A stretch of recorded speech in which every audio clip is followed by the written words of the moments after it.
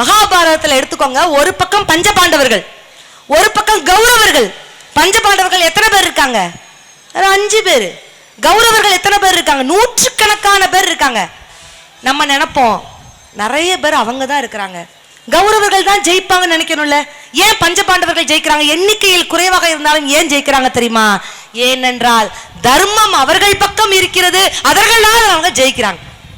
சாட்சாத் கிருஷ்ண பரமாத்மாவே பஞ்ச பாண்டவர்கள் பக்கத்தில் இருக்கிறார். அப்ப தர்மம் இருந்தால், எண்ணிக்கையில் குறைவாக இருந்தாலும் எண்ணத்தில் நிறைவாக இருந்தால் தான் வெற்றி அடைய முடியும். பக்தியினால இந்த பாரினை வெல்ல முடியும்.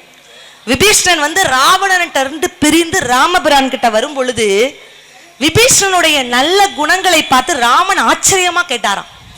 ஆச்சரியமா இருக்கப்பா, இப்படி எப்படி நீ இருந்த, அந்த கூட்டத்துல நீ இவ்வளவு நாளா எப்படி இருந்த அப்படின்னு கேட்கும் பொழுது விபீஷ்ணன் சொன்ன வார்த்தை என்ன தெரியுமா? 32 பற்களுக்கு இடையே ஒரு மென்மையான நாக்கு இருக்குது இல்ல, அது போலதான் நான் இருந்தேன்னு சொன்னாராம் விபீஷ்ணன். அப்ப நல்லவர்கள் எங்க இருந்தாலும் நல்லவராக இருப்பார்களா இல்லையா?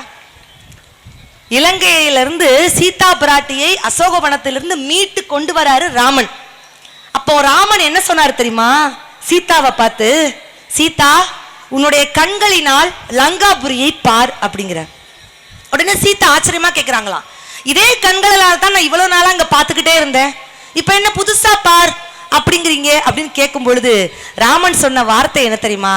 இதுவரை நீ உன்னுடைய கோப கண்களால் பார்த்தாய், ஆனா இனிமே நம்ம பையன் விபீஷணன் இந்த நாட்டை ஆள போறான், உன்னுடைய குளிர்ந்த கண்களினால் பார், அவன் நல்லா இருக்கட்டும்னு சொன்னாராங்க ராமர். அப்ப கண்களுக்கு எவ்வளவு வீரியம் இருக்கிறதுன்னு பாருங்க. ஒரு கோபம் 10 நோயை உண்டாக்கும்னு சொல்லுவாங்க.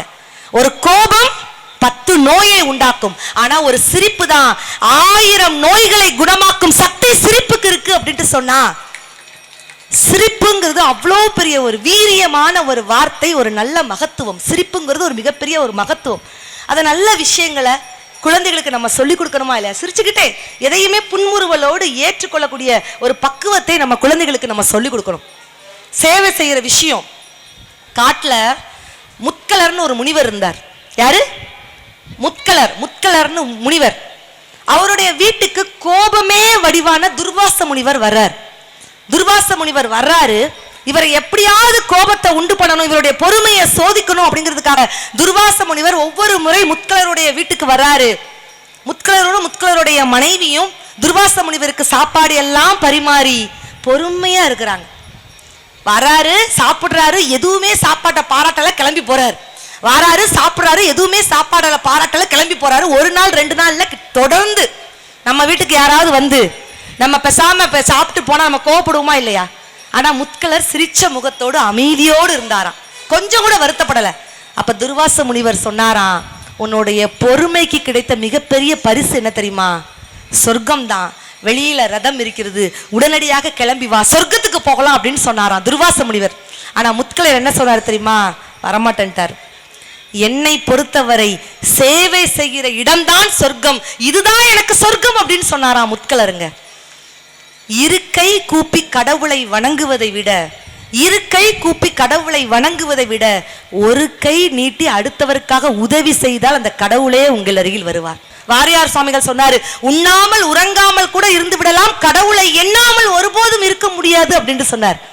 அப்ப நல்ல நல்ல விஷயங்களை நம்ம இன்னைக்கு காது கொடுத்து கேட்கிறோமா அப்படிங்கிற விஷயத்த நம்ம இந்து தர்மத்துக்குன்னு ஒரு மிகப்பெரிய ஒரு வரலாறு இருக்குதுங்க. நிறைய விஷயங்கள் இருக்கு, அதெல்லாம் நம்ம விஷயங்களை நம்ம சொல்லி கொடுக்கணும். இப்போ நம்ம ஒரு வீட்டுக்கு ஒரு மிகப்பெரிய ஒரு விஐபி வராருன்னா நம்ம வீடை எவ்வளவு சுத்தப்படுத்துவோம் ஐயா, தடபுடன்ட்டு எல்லாம் ரெடி பண்ணி வீட்டுக்கு சுத்தப்படுத்துவோம். வீட்டுக்கு ஒரு மிகப்பெரிய ஒரு விஐபி வராருன்னா. ஆனா அந்த உள்ளம் அப்படிங்கிற வீட்டுக்கு யாரு வர்றா? கடவுள் வராரு அப்படின்னா கடவுள் எவ்வளவு பெரிய ஒரு விஐபி. அப்ப உள்ளத்தை நாம் எத்தனை பேர் தூய்மையாக வைத்திருக்கிறோம் அப்படிங்கிறதா ஒரு கேள்வி. அப்ப உள்ளத்தை தூய்மையாக வைத்துக் கொள்ள என்ன செய்யணும்? நல்ல நல்ல விஷயங்களை காது கொடுத்து கேட்கணும்.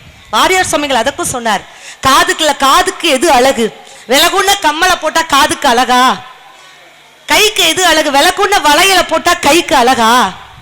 உதட்டுக்கு எது அழகு? லிப்ஸ்டிக் போட்டா அழகா? இல்ல, இதெல்லாம் தங்கம்னு நினைச்சிடாதீங்க. கல்யாணி கவரிங்ல கூறு 10 ரூபாய்க்கு வாங்கினது, அவ்வளவுதான். அந்த அம்மா வந்ததுல இருந்து கவரிங் இதெல்லாம் உண்மையிலே நான் சொல்றேங்க. ஆனா உண்மையிலே தங்கம்லாம் இன்னைக்கு ரேட்டு எகிரிட்டு போய்கிட்டு இருக்குதுங்கய்யா. ஆனா நான் சொல்றேன், தங்கம் கொடுத்தாத்தான் அவன் ஆண்மகனா? 50 பவுன் 60 பவுன் இதெல்லாம் கொடுத்தாத்தான் பெண்களுக்கு பிடிக்கும்னு ஆண்கள்லாம் நீங்க தயவு செய்து நினைச்சிடாதீங்க. தங்கம் கொடுத்தாத்தான் அவன் ஆண்மகனா? இல்லைங்க. கடைசி வரைக்கும் மனைவியை யார் தங்கம் மாதிரி பார்த்துக்கிட்டானோ அவன் தான் சரியான ஆண்மகன். ஒரு குழந்தை கொடுத்தாதான் ஆண்மகனா? கடைசி வரைக்கும் மனைவியை யாரு குழந்தை மாதிரி பார்த்து கொள்கிறார்களோ அவர்கள் தான் சரியான ஆண்மகன். அப்ப காதுக்கு கம்மல் போடுறது அழகு இல்லை. காதில் நல்ல விஷயங்களை இதே போல் கேட்டுக்கொண்டிருந்தால் அதுதான் காதுக்கு அழகுன்னு வாரியார் சுவாமிகள் சொன்னார். கழுத்துக்கு இவ்வளவு போட்ட இது அழகா? கைக்கு இந்த மாதிரி விலகுண்ண வளையல் போட்டா அழகா? இல்லைங்க. இந்த கைகளினால் அடுத்தவருக்கு ஒன்னால் முடிந்ததை கொடுக்கிறாய் அல்லவா, அப்பொழுதுதான் இந்த கைகளுக்கு அழகு. வாய்க்கு இந்த லிப்ஸ்டிக் போட்டா அழகு இல்லைங்க. உதட்டுக்கு எது அழகு தெரியுமா? அடுத்தவர் மனம் கோணாமல் இனிய உளவாக இன்னாத கூறல் கனியிருப்ப காய்க்கவர் தற்று என்று சொன்னானே வள்ளுவன். நல்ல விஷயங்களை நீங்க சொன்னாலே அதுதான் உதட்டுக்கு அழகு அப்படின்னு வாரியார் சுவாமிகள் சொன்னார் அப்படின்னு சொன்னா, அப்ப நல்ல நல்ல விஷயங்களை இன்னைக்கு நாம பண்ணிக்கிறோமா? இந்து மதத்துக்குன்னு ஒரு மிகப்பெரிய ஒரு வரலாறு இருக்குது அப்படின்ட்டு நான் சொன்னேன் பாத்தீங்களா? என்னென்ன வரலாறு இருக்கிறது? 2000 ஆண்டுகளுக்கு முன்னே கிரேக்க நாட்டு தூதுவர் மெக்னீஷ் அப்படிங்கிறவர் என்ன சொல்லியிருக்கார் தெரியுமா? சொன்னா சிரிக்க கூடாதுங்க ஐயா. 2000 ஆண்டுகளுக்கு முன்னே என்ன சொல்லியிருக்கார் தெரியுமா? இந்தியர்கள் மிகவும் நல்லவர்கள். இந்தியர்களுக்கு பொய் சொல்லவே தெரியாது. கீழே கிடக்கும் 1 ரூபாய் அவர்கள் ரூபாய் இல்லை என்றால் அதை எடுத்துக்கொள்ள கூட மாட்டார்கள் அப்படின்ட்டு மெக்னீஸ்ங்கிற ஒரு கிரேக்க நாட்டு தூதுவர் அப்படி சொல்லியிருக்காரு அப்படின்னு சொன்னா, அவர் அந்த காலத்துல சொல்லியிருக்கிறாரு. இந்த காலம் அப்ப மாற்றத்தில் இருக்கிறோம் என்று சொன்னால் இந்த காலத்துல பக்திங்கிறது எவ்வளவு ஒரு முக்கியம் அப்படிங்கிறத நீங்க யோசிச்சு பார்க்கணும். கோவிலுக்கு போய் எத்தனை பேர் விளக்கு பூஜை பண்றவங்க எல்லாம் கை தூக்குங்க பார்க்கலாம். இந்த குட்டீஸ் தான் கை தூக்கிறீங்க. பின்னாடி இருக்கக்கூடிய அத்தனை பேரும் கை தூக்க. யாரெல்லாம் விளக்கு பூஜை பண்ணுவீங்க? அந்த விளக்குல எண்ணெய் ஊற்றி திரியை வைத்து தீபமாக எரிகிறது. என்ன அர்த்தம்? யாராவது இதுக்கு பதில் சொல்லிட்டீங்கன்னா இப்பமே பொருளாளர் சுப்பிரமணியன் ஐயாயிட்ட இருந்து 10,000 ரூபாய் ரெடி கேஷ் வாங்கி கொடுத்துருது. காந்தி எப்படி சிரிச்சுக்கிட்டே இருக்கிறார் பாத்தீங்களா? எல்லா ரூபாய் நோட்லையும் காந்தி சிரிச்சுக்கிட்டே இருக்கிறார். ஆனா மனிதர்களாகிய நாம் தான் ஒவ்வொரு ரூபாய் நோட்டை பார்க்கும்போது வேற வேற மாதிரி சிரிச்சிருக்கிறோம். ஒரு காலத்துல காந்தி நாட்டுக்காக பாடுபட்டார், இன்னைக்கு நம்ம காந்தி நோட்டுக்காக பாடுபடுறோம். ஆனா இறையன்பு அவர்கள் ரொம்ப அழகாக அந்த பணம் அப்படிங்கிற ஒற்றை சொல்லுக்கு நிறைய அவருடைய புத்தகத்தில் எழுதியிருப்பார். நல்லா கேளுங்க. பணம் அப்படிங்கிற ஒற்றை சொல் இது எத்தனை பேர் இருக்கு தெரியுமா? அர்ச்சகருக்கு கொடுத்தால் தட்சணை, கோவில் உண்டியலில் செலுத்தினால் காணிக்கை, யாசிப்பவருக்கு கொடுத்தால் பிச்சை, கல்வி கூடங்களில் கட்டணம், திருமணத்தில் வரதட்சணை, திருமண விளக்கில் ஜீவனாம்சம், திருமண வீடுகளில் பரிசாக கொடுத்தால் மொய், திருப்பி தர வேண்டும் என இலவசமாக கொடுத்தால் அன்பளிப்பு, விரும்பி கொடுத்தால் நன்கொடை, விபத்துகளில் இழந்தால் நஷ்ட ஈடு, நீதிமன்றத்தில் செலுத்தினால் அபராதம், அரசுக்கு செலுத்தினால் வரி, அரசு பொது ஸ்தாபனங்கள் கொடுத்தால் நிதி, சட்டத்திற்கு புறம்பாக கையூட்டு வாங்குவதும் கொடுப்பதும் லஞ்சம், கடன் வாங்கினால் அசல், வாங்கிய கடனை திருப்பி கொடுக்கும் பொழுது வட்டி, செய்த வேலைக்கு மாதம் தோறும் கிடைப்பது சம்பளம், தினமும் கிடைத்தால் கூலி, பணி ஓய்வு பெற்ற பின் கிடைத்தால் ஓய்வூதியம், ஏழைகள் கேட்டு கொடுத்தால் தானம், தானாக விரும்பி ஏழைகளுக்கு கொடுத்தால் அதுதான் தர்மம் என்று பணம் என்று ஒற்றை சொல்லுக்கு இறை என்பவர்கள் ரொம்ப அழகா சொல்லியிருப்பார். அப்படிப்பட்ட பணத்தை இன்னைக்கு ஐயா சொன்ன மாதிரி சத்தம் இல்லாமல் கொடுக்குமாறு அன்போடு ஐயா நானும் என்னுடைய பங்குக்கு நான் சொல்லிட்டேன். ஐயா இன்னைக்கு பெரிய மாரியம்மனை போய் நான் தரிசிச்சுட்டு வந்தேன்னு சொன்னேன் பாத்தீங்களா? நான் இந்த இடத்துல ரொம்ப பெருமையா சொல்றேன். என்னுடைய குழந்தை சித்திக்கு தெரியும், என்னுடைய குழந்தை ஆஷிகா பாரதிக்கும் இதே பெரிய மாரியம்மனின் கோவில்ல முட்டை போட்டிருக்கோம்.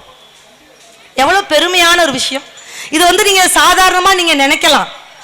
நான் முதல்ல கேட்ட இந்த இடத்துல உடனே நான் இந்த 100 ரூபாய நான் உடனே கொடுத்துருந்தேன். இந்து மதத்தின் வரலாறு இன்னைக்கு நிறைய பேருக்கு தெரியலங்க. அதற்காக நான் சொல்றேன். விளக்கு ஏத்துகிறோம், குத்து விளக்கு ஏத்துறோம், இந்த எண்ணெய் ஊற்றி திரி வைத்து நாம் வணங்குகிறோம். எதனால் நான் கேட்டேன். யாராவது கரெக்டா பதில் சொல்லிட்டீங்கன்னா இந்த 100 ரூபாய் உடனடியா விளக்கு பூஜை பண்ணும் பொழுது அந்த விளக்குல எண்ணெய் ஊற்றி திரியை வைத்து தீபமாக ஜுவாலையாக எரிகிறது. ஏன் பண்றோம்? எண்ணெய் கூட்டல் திரி, எண்ணெய் கூட்டல் திரி, எண்ணெய் திரி, எண்ணெய் திரி, எண்ணெய் திரி, எண்ணெய் திருத்தி மனிதனாக மாற்று என்பதற்காகத்தான் விளக்கில் எண்ணெய் ஊற்றி நாம் திரித்து வணங்குகிறோம்.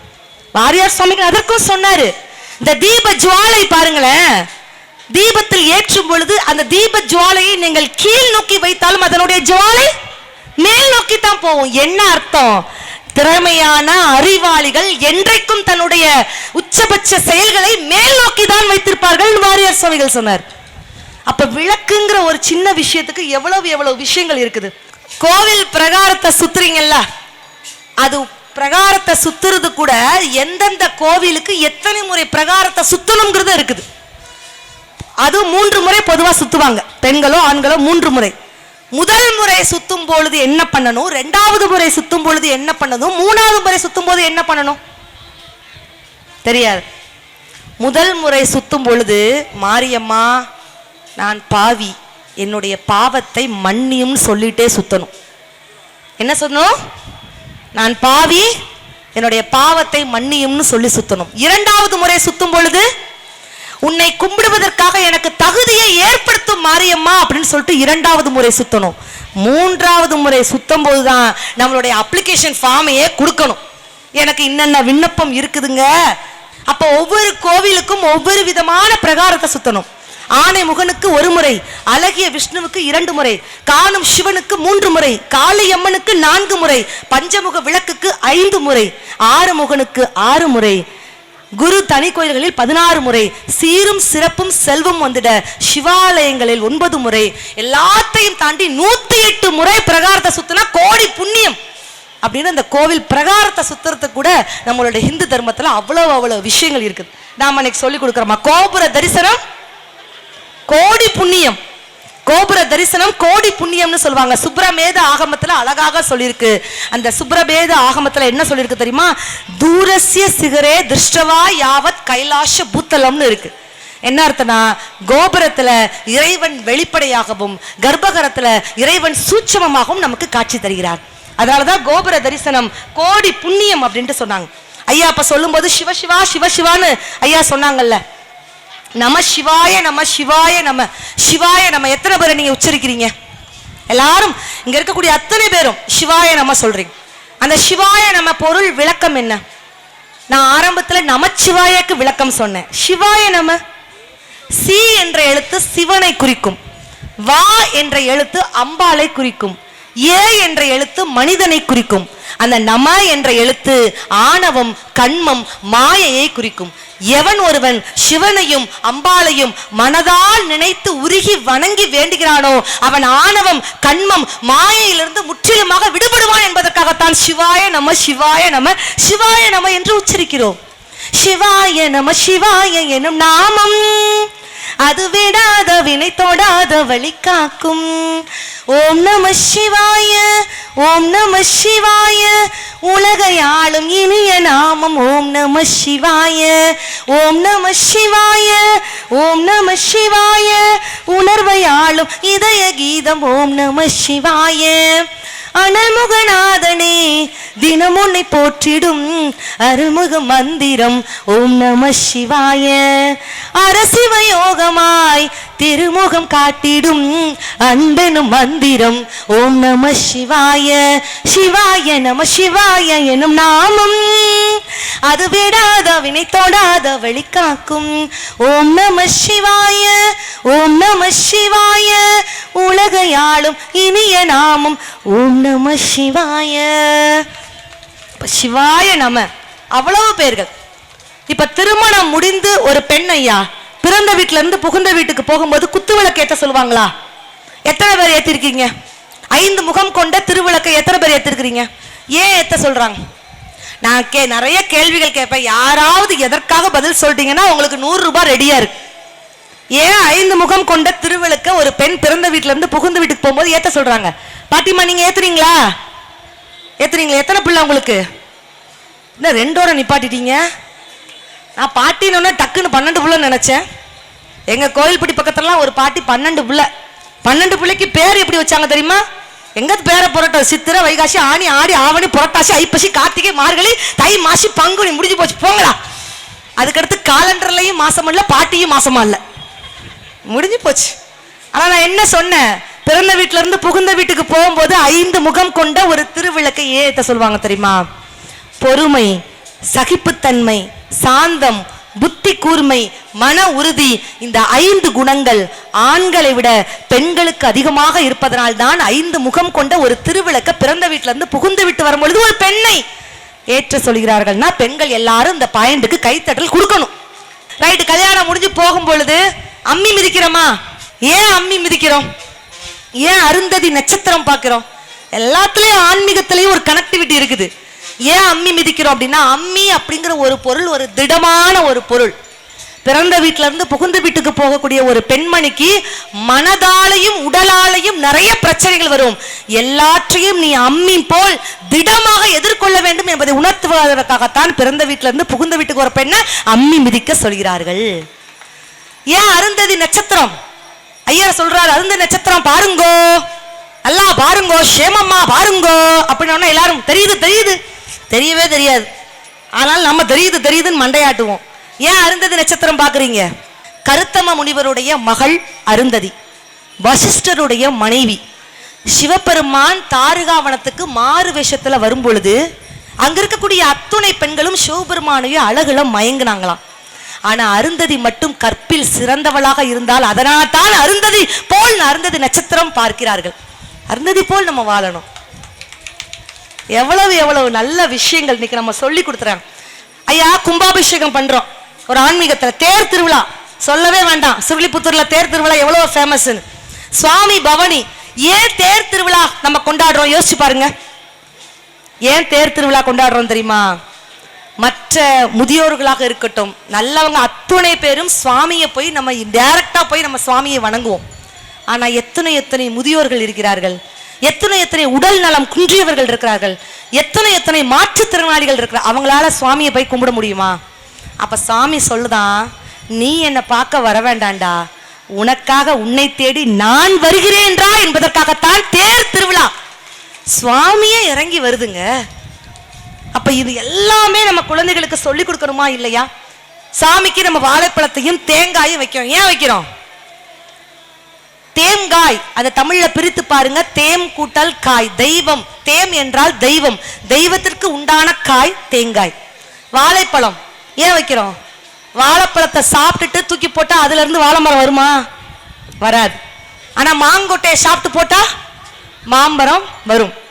எச்சில் படாததை இறைவனுக்கு படைக்க வேண்டும் என்பதை உணர்த்துவதற்காகத்தான் வாழைப்பழத்தை நம்ம வைக்கிறோம். மீண்டும் பிறவாமை வேண்டும் என்பதை உணர்த்துவதற்காகத்தான் வாழைப்பழத்தையும் நம்ம தேங்காயும் வைக்கிறோம். என்னென்ன விஷயங்கள் நமக்கு இன்னைக்கு சொல்லி கொடுத்துருக்காங்கிறத மட்டும் நீ யோசிச்சு பாருங்க. கோவில்ல போய் எல்லாரும் சாமி கும்பிடுறோம். எப்படி பெண்கள் எப்படி கும்பிடணும், ஆண்கள் எப்படி கும்பிடணும்? ஆண்கள் அஷ்டாங்க நமஸ்காரம் பண்ணணும், பெண்கள் பஞ்சாங்க நமஸ்காரம் பண்ணணும். அஷ்டம் என்று சொன்னால் 8, ஹிந்தில 8, பஞ்சம் என்று சொன்னால் 5. ஆண்கள் அஷ்டாங்க நமஸ்காரம் அப்படின்னு சொன்னா கும்பிட்டு முழுமையாக முழங்கால் பட்டு கும்பிட்டு வழங்குவாங்க. 2 முழங்கால்கள், முழங்கைகள், மார்பு, உச்சம், தலை எல்லோரும் மண்டியிட்டு வணங்க வேண்டும். பஞ்சாங்க நமஸ்காரம் அப்படின்னு சொன்னா பெண்கள் 5, மார்பு படாம முழங்காலை மட்டும் விட்டு கும்பிட்டு வணங்க வேண்டும். 2 முழங்கால்கள், 2 முழங்கைகள், தலை, அவ்வளவுதான். கோயில்ல கயிறு கட்டினாங்க அப்படின்னு சொன்னா அந்த கயிறின் ஆயுள் காலம் கூட வெறும் 48 நாட்கள் தான். கோவில்ல 48 நாட்கள் தான். ஆண்கள் தன்னுடைய வலது கையிலும் பெண்கள் தன்னுடைய இடது கையிலும் கட்ட வேண்டும். இப்படி எவ்வளவு எவ்வளவு இந்து தர்மத்துல இருக்குது. 4 பேர் மெச்ச வாழணும் அப்படின்னு சொன்னாங்களா இல்லையா? எல்லாரும் பெரியவங்க அந்த காலத்துல இருந்து நீங்க எல்லாம் சொல்லிப்பாங்க, டேய் நல்லா படிக்கணும்டா, 4 பேர் மெச்ச வாழணும். அந்த 4 பேர் யாரு? மாதா, பிதா, குரு, தெய்வம். 4 பேர் மெச்ச வாழணும் என்று சொல்லி கொடுக்கக்கூடிய தலைமுறை இன்னைக்கு நம்ம இருக்கிறோமா இல்லையா? அருணகிரிநாதர் அழகா சொல்லியிருப்பார். பக்தி என்று என்ன சொன்னால் முருகப்பெருமான சொல்லியிருப்பார். நாளன் செய்யும் வினைதானன் செய்யும், கோலன் செய்யும், கொடுங்கூற்றன் செய்யும், குமரேசர் இரு தாளும் சிலம்பும் சதங்கையும் தண்டையும் சண்முகமும் தோளும் கடமும் எனக்கு முன்னே வந்து தோன்றிடுமே. ஏறுமையில் ஏறி விளையாடு முகம் ஒன்று, ஈஸ்வருடன் ஞான மொழி பேசு முகம் ஒன்று, கூறும் அடியார்கள் வினை தீர்த்த முகம் ஒன்று, குன்றுருவ வேல் வாங்கி நின்ற முகம் ஒன்று, 6 முகமான பொருள் நீ எருள வேண்டிய ஆதி அருணாச்சலம் அமர்ந்த பெருமாளே என்று வாழ்த்தியிருப்பாரே அருணகிரிநாதர். முத்தை திருபத்தி திருநகை அத்திக்கிரை சத்தி சரவண முத்திக்கொரு வித்து குருபரை என ஓதும் முக்கட்பரமர்க்கு சுருதியின் முற்பட்டது கற்பி திருவரு 33 தமரரும் அடிப்பேன 10 தலைதத்த கணைதொடு ஒற்றை கிரிமத்தை பொறுதொரு பட்ட பகல் வட்ட திகிரியில் இரவாக பக்தர் கிரதத்தை கடவிய பச்சை புயல் மெச்ச தகுபொருள் பச்சித்தொடு அச்சு தருள்வது ஒரு நாளே தித்திய ஒத்த பரிபுர நிறுத்த பதம் வைத்து பைரவ திக்கொட்க நடிக்க கழுகொடு கழுதாட திக்கு பரியட்ட பைரவர் தொக்கு தொகு தொக்கு தொகு தொகு சித்திர பௌரிக்கு திரிகடக என ஓத கொத்து பறை கொட்ட களமிசை குக்கு குகு குக்கு குகு குத்தி புதை புக்கு பிடியன முதுகோகை கொட்புற்றல நட்பற்ற உணரை வெட்டி பலியிட்டு குலகிரி குத்துப்பட ஒத்து புறவல பெருமாளே கொட்புற்றல நட்பற்ற உணரை வெட்டி பலியிட்டு குலகிரி குத்துப்பட ஒத்து புறவல பெருமாளே பெருமாளே பெருமாளே. நான் சஷ்டி கவசம் காலையில எந்திரிச்ச உடனே சஷ்டி கவசம் எத்தனை பேர் பாடுறோம்?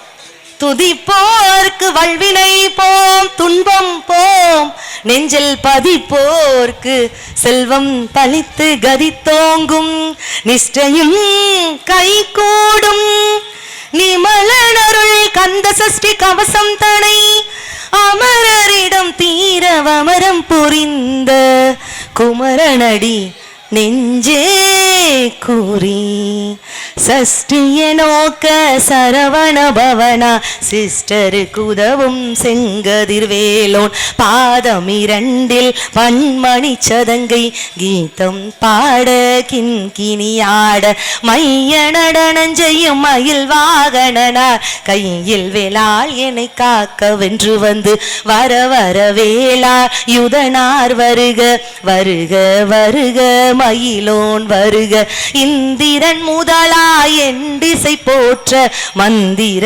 வடிவேல் வருக வருக வாசவன் மருகா வருக வருக நேச குரமகள் நினைவோன் வருக 6 முகம் படைத்த ஐயா வருக நீரிடும் வேலவன் வருக சிரகிரி வேலவன் சீக்கிரம் வருக சரகண பவனார் சடுதியில் வருக ரகண பவசர் அரரரரர ரிகண பவசர் ரிரிரிரிரிரி வினபவ சரகண வீரா நமோ நம நிபவ சரகண நிர நிர நிரண வசரகணப வருக வருக அசுரர் குடிகெடுத்த ஐயா வருக என்னை யாழும் இளையோன் கையில் 12 ஆயுதம் பாசாங்குசமும் பரந்த விழிகள் 12 இலங்க விரைந்தென்னை காக்க வேலோன் வருக ஐயும்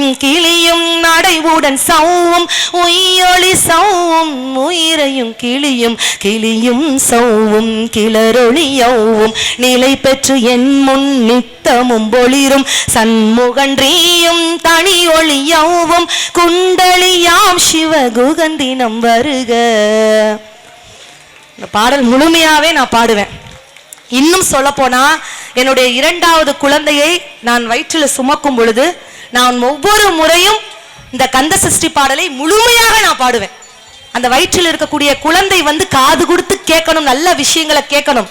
ஒரே ஒரு விஷயத்த நான் சொல்றேங்க.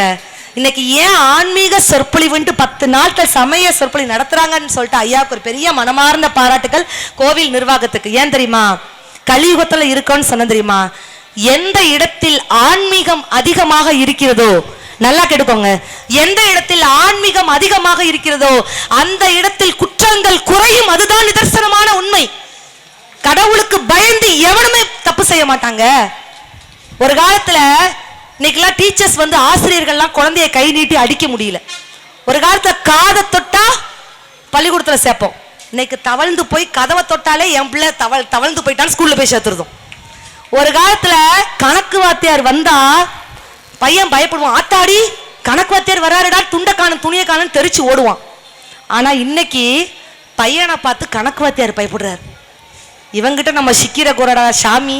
உண்மையில எருமை மாடு எதற்கு பயன்படுகிறதுன்னு ஒரு கொஸ்டின். இந்த பையன் என்ன எழுதியிருக்கான் தெரியுமாங்க ஐயா? எருமை மாடு பால் தர பயன்படுவதை விட என் பெற்றோர்கள் என்னை திட்டுவதற்காகத்தான் அதிகம் பயன்படுகிறது எழுதி வச்சிருக்கான். பாத்தீங்களா? அந்த அம்மா கையை வேற தட்டுது.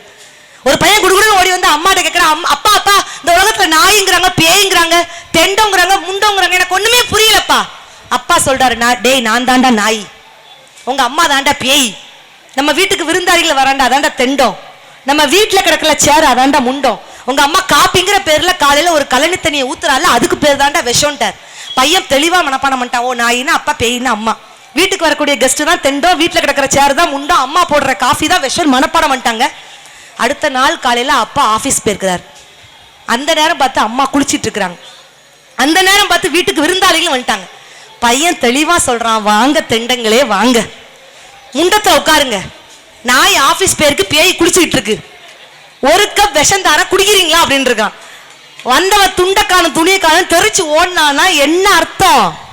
குழந்தைகளுக்கு நாம் இன்னைக்கு நல்ல விஷயங்களை சொல்லி கொடுக்கிறோமா, நேரம் ஒதுக்குகிறோமா?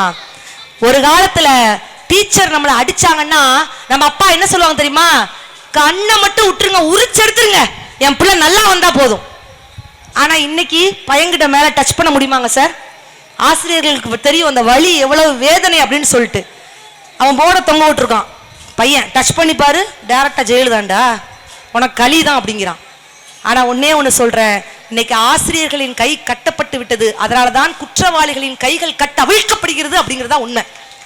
ஒரு பள்ளிக்கூடம் திறந்தால் 100 சிறைச்சாலை கதவுகள் மூடப்படுகின்றன அப்படின்ட்டு சொன்னா, இன்னைக்கு வாத்தியார்கிட்ட அடி வாங்கின ஒவ்வொருத்தனும் பிற்காலத்துல போலீஸ்ட அடி வாங்க மாட்டான், அதுதான் உண்மை. தயவு செய்து சொல்றாங்க, டீச்சர்ஸ் அடிச்சாங்கன்னா அடிங்க, பிள்ளைகளை நல்லா திருத்தி கொண்டு வாங்க. ஒரு காலத்துல தவறு செஞ்சா பெரியவங்க என்ன சொன்னாங்க தெரியுமா? பெரியவங்களுக்கு எல்லாம் தெரியும், ஒரு தவறு செய்தால் அதை தெரிந்து செய்தால் தேவன் என்றாலும் விடமாட்டேன்னு சொல்லி கொடுத்த தலைமுறை அவங்க. ஐயா இன்னைக்கெல்லாம் என்ன தெரியுமா? தப்பெல்லாம் தப்பே இல்லை, சரியெல்லாம் சரியே இல்லை, தப்பை நீ சரியாய் கொடுத்தால் தப்பு கூட தப்பு இல்லைன்னு சொல்லிட்டு இருக்காங்க. ஐயா கரெக்டாங்களா ஐயா? அப்ப இவ்வளவு இன்னைக்கு குழந்தைகளுக்கு ஆன்மீகத்தை சொல்லி கொடுங்க. இன்னைக்கு பெரியவர்கள் அத்தனை பேர் இருக்கிறாங்க, எல்லோருடைய முகத்திலும் திருநீர் நெற்றியில் இருக்கிறது. ஒரு பெரிய மனமார்ந்த பாராட்டுகள் அத்தனை பேருக்கும். திருநீர் சாதாரண விஷயமா? முக்தி தருவது நீரு, முனிவர் அணியது நீரு, சத்தியமாவது நீரு, தக்கோர் புகழ்வது நீரு, பக்தி தருவது நீரு, பறவை இனியது நீரு, சித்தி தருவது நீரு, திருஆலவாயான் திருநீரே நாங்கங்க. கங்காளன் பூசும் கவச திருநீற்றை மங்காமல் பூசி மகிழ்வீரையாகாமல் தங்கா வினைகளும் சேரும் சிவகதி சிங்காரமான திருவடி சேர்வீரே அப்படின்னு சொன்னாருங்க திருமூல திருமந்திரத்துல. அப்ப ஒரு திருநீருக்கு அவ்வளவு தூரம் ஒரு பவர் இருக்குங்க. இந்த திருநீர் இந்த இடத்துல பாருங்களேன், இந்த பழையவங்களுக்கு எல்லாம் தெரியும், சக்திமான் ஒரு சீரியல் ஓடிச்சு. எத்தனை பேர் பார்த்து கை தூங்க பார்க்கலாம்? 90s கிட்ஸா? பார்த்தோன்னா 2K சக்திமான் எத்தனை பேர் பார்த்துக்கீங்க? எல்லாரும் பழைய சீரியல்ங்கய்யா. அதுல சக்திமானுக்கு பின்னாடி பாத்தீங்கன்னா பின்னாடி பூரா ஐயா காவல்துறை அதிகாரம் பார்த்துக்கிறாங்க, அங்க இருந்து கை தூக்குறாங்க. நன்றி நன்றி. அந்த சக்திமான் சீரியல் பாத்தீங்கன்னா பின்னாடி முதுகுல பூரா சக்கரங்களா சுழலும், அப்படிதானே? நமக்கும் சக்கரங்கள் சுழன்று கொண்டிருக்கிறது. ஏன் திருநீர் பூசுறோங்கிறத நான் சொல்றேன். அநாகதா சக்கரா, விசுத்தி சக்கரா, ஆக்ஞா சக்கரா. அநாகதா சக்கரா அப்படின்னு சொன்னா அந்த இதயத்துக்கு நடுவுல சுற்றி கொண்டிருக்கிறது. ஆக்ஞா சக்கரா அப்படின்னு சொன்னா என்ன அர்த்தம்? இந்த தொண்டை சுரப்பி தைராய்டுங்கிறாங்கல்ல, அநாகதா சக்கரா, விசுத்தி சக்கரா, ஆக்ஞா சக்கரா, விசுத்தி சக்கரா. இந்த இடம் இந்த இடம் இருக்கு பாத்தீங்களா, இதான் ஆக்ஞா சக்கரா. அநாகதா சக்கரா, விசுத்தி சக்கரா, ஆக்ஞா சக்கரா. 2 புருவங்களுக்கு நடுவில் சுற்றி கொண்டிருக்கிறது தான் ஆக்ஞா சக்கரா. அப்ப அந்த இடத்துல நம்ம ஏன் திருநீர், ஏன் குங்குமம் வைக்கிறோம்? குறிப்பாக பெண்கள் ஏன் குங்குமம் வைக்கிறோம்? அடுத்தவனால் ஈஸியாக உங்களை வசியம் பண்ண முடியாது, அதனாலதான் அந்த இடத்துல திருநீர். திருநீர் ஒரு குங்குமம் வைக்கிறோம். இந்த பிறந்த நடு வீடு பாத்தீங்களா, இந்த நடு வகுடு, அந்த நடு வகுடுல திருமணமான அத்துணை பெண்களும் குங்குமம் வச்சிருக்கீங்க. என்ன அர்த்தம்? திருமணம் முடிந்த வந்து அந்த நடு வகுட்டுல குங்குமம் வச்சிருக்கோம். இந்த பிறந்த வீட்டுக்கும் புகுந்த வீட்டுக்கும் ஏதாவது ஒரு பிரச்சனை என்று சொன்னால் என்னுடைய ரத்தத்தை சிந்தியாவது நான் ஒற்றுமையாக இருக்க பாடுபடுவேன் என்பதை உணர்த்துவதற்காகத்தான் இந்த நடு வகுடுல குங்குமம் வைக்கிறோம். நடுவுல இந்த குங்குமத்துக்கும் விபூதிக்கும் நடுவுல சந்தனம் பூசுறோம். என்ன அர்த்தம்? ஏன் சந்தனம் பூசுறோம்? பிறக்கும் பொழுது நீ தாயின் ரத்தத்தில் பிறக்கிறாய், இறக்கும் பொழுது நீ சாம்பலாகத்தான் போகிறாய், இடைப்பட்ட காலத்தில் நீ சந்தனமாக மணக்க வேண்டும் என்பதற்காகத்தான் நடுவுல சந்தனத்தை பூசுறோம். நாம் இன்று செய்து கொண்டிருக்கிறோமா? நம்மளையே ஒரு சுய பரிசோதனை செய்து பாருங்க. இதெல்லாம் நீங்க செய்து பார்த்தால் மட்டும்தான் அந்த அம்பாளை நீங்கள் நெருங்க முடியும். பக்தியினாலே இந்த பாரினை வெல்லலாம்ங்கிறது சாதாரண விஷயம் இல்ல. நாம் இதெல்லாம் செய்து கொண்டிருக்கிறோமா? நல்ல நல்ல விஷயங்கள். கோவிலுக்கு போறோம், கோவிலுக்கு போகும்போது முதல்ல கொடிமரத்தை தொட்டு கும்பிட்டுட்டு அதுக்கப்புறம் தான் கோவில் கருவறைக்குள்ள போகணும். ஏன் கொடிமரம்? இந்த கொடிமரத்துல அவ்வளவு தூரம் பாசிட்டிவ் வைப்ரேஷன் இருக்கு, பாசிட்டிவ் எனர்ஜி. கோவிலுக்கு போனா ஏன் நேர்மறை எண்ணங்கள் அதிகமாக வருதுன்னு ஏன் சொல்றேன் தெரியுமா? இந்த கொடிமரத்தோட வேலை என்ன தெரியுமா? பூதன்மா, அந்தரன்மா, தத்துவன்மா, 3 வித ஆன்ம நிலைகளை இந்த கொடிமரம் சொல்லுது. கொடிமரத்தோட வேலை என்ன? ஆகாயத்தில் இருக்கக்கூடிய பிரம்மத்தின் கதிர்களை கோவில் கும்பத்திற்கு செலுத்தி அங்கிருந்து கோவில் கருவறத்துக்குள் செலுத்துவதுதான் கொடிமரத்தோட வேலை. அப்ப அந்த கொடிமரத்தை நோக்கி நீங்கள் முதல்ல தொட்டு கும்பிட்டுட்டு போனீங்கன்னா நேர்மறை எண்ணங்கள் அதிகமாக வரும். அதனாலதான் முதல்ல கொடிமரத்தை தொட்டு கும்பிட்டுட்டு உள்ள போறோம். அதுக்கப்புறம் கோவில் கருவறைக்குள்ள போன உடனே இங்க இருக்கக்கூடிய பெண்களோ ஆண்களோ யாரெல்லாம் கண்ணை மூடிட்டு சாமி கும்பிடுவீங்க? கை தூக்குங்க பார்க்கலாம். கண்ணை மூடிட்டு, ரைட். யாரெல்லாம் கண்களை திறந்து கொண்டு சாமி கும்பிடுவீர்கள்? இதுல எது சரின்னு யாருக்கு தெரியும்? இதுல எது சரி தெரியுமா? யாரெல்லாம் கண்களை திறந்து கொண்டு சாமியை கும்பிடுகிறார்களோ அதுதான் சரி. பூஜையை கண்கள் திறந்து பார்க்க வேண்டும். மற்ற பற்றனக்கென்று நின் திருப்பாவமே மனம் பாதித்தேன் சுந்தரமூர்த்தி சுவாமிகள் சொல்றார். குலசேகர ஆழ்வார் சொல்வார், படியாய் கிடந்து உன் பவளவாய் காண்பேனே அப்படிங்கிறார். பூஜையை கண் திறந்து பார்க்க வேண்டும். கண்கள் அவனை காண, உள்ளம் அவனை நினைக்க, கைகள் அவனை வணங்க. இறைவன் வருவான், அவன் என்றும் நல்வழி தருவான். அறிவோம் அவனை, அவன் அன்பே நாம் பெரும் கருணை. இறைவன் வருவான், அவன் என்றும் நல்வழி தருவான். உள்ளம் என்னும் கோவிலை கட்டி வைத்தவன், உள்ளம் என்னும் கோவிலை கட்டி வைத்தவன் கண்ணில் வரும் பாதையை காண சொன்னான், நல்ல நல்ல பாதையில் போக சொன்னான். இறைவன் வருவான், அவன் என்றும் நல்வழி தருவான். கண்ணதாசன் எழுதின வரிகள். அப்போ கைகளை கும்பிடும் பொழுது 2 கைகளை நம்ம வணங்கி கும்பிடுறோமா? ஏன் நம்மளாம் நினைச்சிட்டு இருக்கோம் வலது கை தான் பெருசு, இடது கை ரொம்ப ஒஸ்ட் அப்படி நம்ம நினைக்கிறோமா இல்லையா? வலது கை நல்ல விஷயங்கள் சொல்லுது, இடது விஷயம். ஆனால் கடவுளின் முன்பு உயர்வு தாழ்வு இல்லை, இருவரும் சமம் என்பதை உணர்த்துவதற்காகத்தான் 2 கை கூப்பி கடவுளை வணங்குகிறோம். அதோட மட்டுமல்லாம 2 கைகளை கும்பிடும் பொழுது, இப்படி இணைக்கும் பொழுது ஒரு காந்த ஆற்றல் வருமா, ஒரு பௌதீக ஆற்றல். அது நேர்மறை எண்ணங்களை குறிக்கும். இப்படி இவ்வளவு நல்ல விஷயங்கள் கண்ணதாசன் அர்த்தமுள்ள இந்து பதத்தில் அவ்வளவு எழுதியிருப்பார். அப்ப நல்ல விஷயங்களை நாம் காது கொடுத்து கேட்டுக்கூடிய மன பக்குவத்தில் இருக்கிறோம். இந்த விபூதி பத்திலாம் நான் சொன்னேன் தெரியுமா? இங்கிலாந்து அறிஞர் சார்லஸ் பீட்டர் அப்படிங்கிறவர் த இன்னர் லைஃப் அப்படிங்கிற ஒரு புத்தகத்துல விபூதிக்கு அவ்வளவு பவர் இருக்குது, குங்குமத்துக்கு அவ்வளவு வீரியம் இருக்குது அப்படின்ட்டு எழுதியிருக்கிறார். நம்மால் சொல்றலாம் கேட்க மாட்டான். சைனாக்காரன் சொன்னான்டா, அமெரிக்காரன் சொன்னான்டா, oh wow what a miracle அப்படிம்போம். நம்மால் சொன்னாலும் நம்ம காது கொடுத்து கேட்க மாட்டோம். பெரியவர்கள்லாம் அவ்வளவு விஷயம் சொல்லுவாங்க, ஆனா எதுவும் நம்ம காது கொடுத்து கேட்க மாட்டோம். தூக்கிட்டு வந்தேன் பாருங்க சார்லஸ் பீட்டர் பாயிண்ட. இதுக்காண்டி கழுத்தில் கொடுக்கணுமா இல்லையா? அப்ப நல்ல விஷயங்கள் ஐயா அப்படித்தானங்க ஐயா. என்னென்ன விஷயங்களை நாம் இந்த குழந்தைகளுக்கு சொல்லிக் கொடுக்கும். பெண்களுக்கு நான் குறிப்பாக ஒரே ஒரு விஷயம் சொல்றேங்க.